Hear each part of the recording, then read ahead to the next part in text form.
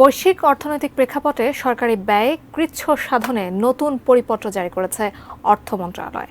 আজ অর্থ মন্ত্রণালয় এক পরিপত্রে বিদেশ ভ্রমণ থেকে শুরু করে বিভিন্ন খাতে বরাদ্দ অর্থের ব্যয় নিয়ে দিক নির্দেশনা দেওয়া হয়েছে। এতে বলা হয়, সরকারি খরচে সব ধরনের বিদেশ ভ্রমণ, ওয়ার্কশপ ও সেমিনারে অংশগ্রহণ আপাতত বন্ধ থাকবে। তবে জরুরি হলে যথাযথ কর্তৃপক্ষের অনুমোদন নিয়ে সীমিত পরিসরে আকারে ভ্রমণ করা যাবে। এছাড়াও চলতি অর্থবছরের সব মন্ত্রণালয়, বিভাগ ও স্বায়ত্তশাসিত প্রতিষ্ঠান সহ রাষ্ট্রীয় মালিকানাধীন প্রতিষ্ঠানগুলোর টাকা খরচে মিতব্যয়ী হওয়ার সিদ্ধান্তের কথা বলা হয়েছে।